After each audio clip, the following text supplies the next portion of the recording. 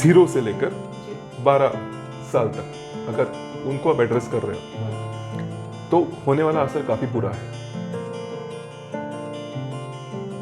क्योंकि वो उम्र ऐसी है जब भी बच्चा खुद को सेल्फ इस्टीम है ये नहीं कह सकता, क्योंकि उनका सेल्फ इस्टीम पेरेंट्स इस्टीम में होता है। दूसरी चीज ये है कि वो जैसे ही आपको झगड़े करते हुए देखेगा, आपको जानकर ये काफी हैरानी होगी कि बेड वेटिंग का जो इशू है वो पेरेंट्स की एक दूसरे के साथ ना बनने की वजह से।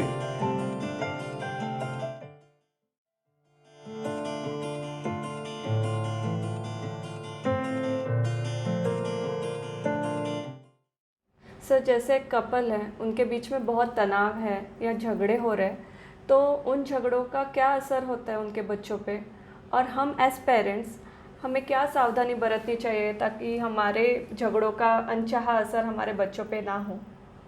ओके, एक बात तो मैं आपको बताना चाहता हूं, जब तक आप बच्चे कहते हो उनकी उम्र 0 से लेकर जी 12 साल तक अगर उनको आप एड्रेस कर रहे हो तो होने वाला असर काफी बुरा है, क्योंकि वो उम्र ऐसी है जब भी बच्चा खुद को सेल्फ इस्टीम है ये नहीं कह सकता, क्योंकि उनका सेल्फ इस्टीम पेरेंट्स इस्टीम में होता है। पेरेंट्स जो उसके बारे में सोचते हैं वो खुद के बारे में सोचता है। अच्छा। अगर पेरेंट्स एक दूसरे के साथ झगड़ा करने में बिजी है हाँ। तो वो सबसे पहले खुद को इग्नोर्ड फील करेगा।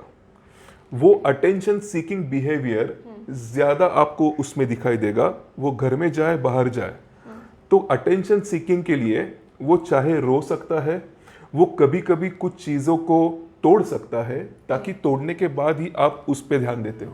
ओके। या फिर सबसे बुरी इसके अगले वाली स्टेप ये हो सकती है, वो बीमार गिर सकता है। ओके। क्योंकि बीमारी के बाद ही उसे पता चलता है कि माँ बाप मुझको ध्यान देते हैं, मेरा ख्याल रखते हैं। जी। तो अगर उसका ये पैटर्न डेवलप हुआ कि माँ बाप का ध्यान चाहिए, जी। उनको झगड़े से ध्यान खुद पे अगर देने के लिए मजबूर करना है तो बीमार गिरो। ओके। तो वो पैटर्न डेंजरस है। जी बिल्कुल। दूसरी चीज ये है कि वो जैसे ही आपको झगड़े करते हुए देखेगा, हाँ। आपको जानकर ये काफी हैरानी होगी कि बेड वेटिंग का जो इशू है वो पेरेंट्स की एक दूसरे के साथ ना बनने की वजह से। ओके। इनसिक्योरिटी जब तक वो आंखें खुली रखता है तब तक वो दबा सकता है। राइट। जब भी सोता है उसका कंट्रोल उसने खो दिया, सबकॉन्शियस माइंड ने कंट्रोल ले लिया, और सबकॉन्शियस माइंड ने सबसे पहले जो बेड वेटिंग से मैसेज पेरेंट को देना चाहा कि आपका ध्यान नहीं इस पे, आप दोनों को एक दूसरे की ही गलतियां दिखती है, खुद की ही परेशानियां दिखती है, जबकि आप दोनों की भी प्रायोरिटी ये बच्चा होना चाहिए बच्चे के जन्म के बाद। ट्रू। सबसे पहली सलाह, अगर आप बच्चे को प्रायोरिटी देना चाहते हो तभी बच्चे पैदा करें। आप मुझे क्या अच्छा लगता है, तुझे क्या अच्छा लगता है, तू क्या गलत कर रहा है, मैं क्या गलत कर रहा हूँ, ये इसमें बिजी होने जा रहे हो तो अभी तक शायद आप बच्चा पैदा करने के लिए इमोशनली रेडी नहीं हो। कोई गलत बात नहीं है जी। लेकिन अगर बच्चा पैदा करना है तो प्रायोरिटी जब तक बच्चा खुद के पैरों पे खड़ा नहीं हो जाता बच्चा ही होनी चाहिए। उससे ही उसके सेहत पे, इमोशनल इंटेलिजेंस या हेल्थ पे अच्छा असर हो सकता है। जी सर, आज तो आपने ऐसी ऐसी बातें बताई है regarding bed waiting. Also it's quite a big issue that some families face, so it's literally mind blowing concept कि उसका मेन रीज़न आपने बताया कि क्यों होता है।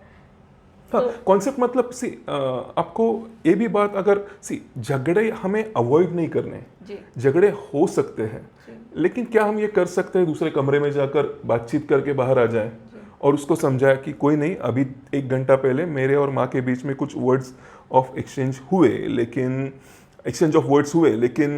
अभी सब ठीक है।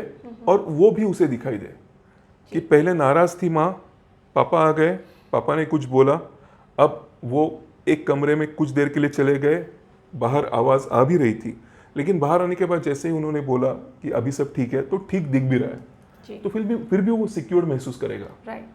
Then making everything happens in front of him और her, it's a very bad idea. जी। सर बट इस केस में जैसे आपने बताया दोनों पेरेंट्स उतने अवेयर होने चाहिए Yes.